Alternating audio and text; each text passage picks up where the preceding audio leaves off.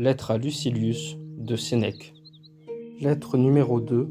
Des voyages et de la lecture. Ce que tu m'écris et ce que j'apprends me fait bien espérer de toi.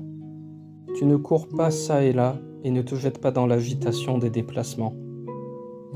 Cette mobilité est d'un esprit malade.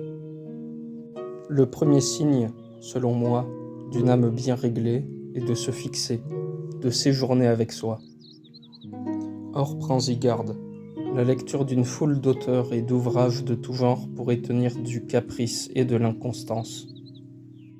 Fais un choix d'écrivains pour t'y arrêter et te nourrir de leur génie, si tu veux y puiser des souvenirs qui te soient fidèles. C'est n'être nulle part que d'être partout. Ceux dont la vie se passe à voyager finissent par avoir des milliers d'hôtes et pas un ami.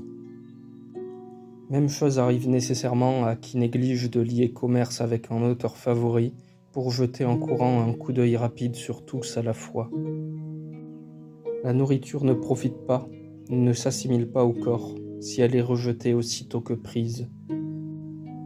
Rien n'entrave une guérison comme de changer sans cesse de remède. On n'arrive point à cicatriser une plaie où les appareils ne sont qu'essayés. On ne fortifie pas un arbuste par de fréquentes transplantations. Il n'est chose si utile qui puisse l'être en passant. La multitude des livres dissipe l'esprit. Ainsi, ne pouvant lire tout ce que tu aurais, c'est assez d'avoir ce que tu peux lire. Mais j'aime à feuilleter tantôt l'un, tantôt l'autre. C'est le fait d'un estomac affadi, de ne goûter qu'un peu de tout. Ces aliments divers et qui se combattent l'encrassent. Ils ne nourrissent point. Lis donc habituellement les livres les plus estimés. Et si parfois tu en prends d'autres, comme distraction, par fantaisie, reviens vite au premier. Fais chaque jour provision de quelques armes contre la pauvreté, contre la mort, contre tous les autres fléaux. Et de plusieurs pages parcourues, choisis une pensée pour la bien digérer ce jour-là. C'est aussi ce que je fais. Dans la foule des choses que j'ai lues, je m'empare d'un trait unique. Voici mon butin d'aujourd'hui. C'est chez Épicure que je l'ai trouvé, car j'ai coutume aussi de mettre le pied dans le camp ennemi, non comme transfuge, mais comme éclaireur.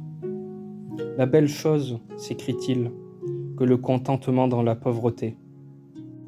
Mais il n'y a plus pauvreté s'il y a contentement. Ce n'est point d'avoir peu, c'est de désirer plus qu'on est pauvre. Qu'importe combien cet homme a dans ses coffres, combien dans ses greniers, ce qu'il engraisse de troupeaux, ce qu'il touche d'intérêt, s'il dévore en espoir le bien d'autrui, s'il suppute non ce qu'il a acquis, mais ce qu'il voudrait acquérir. Quelle est la mesure de la richesse, diras-tu ? D'abord le nécessaire, ensuite ce dont on se contente.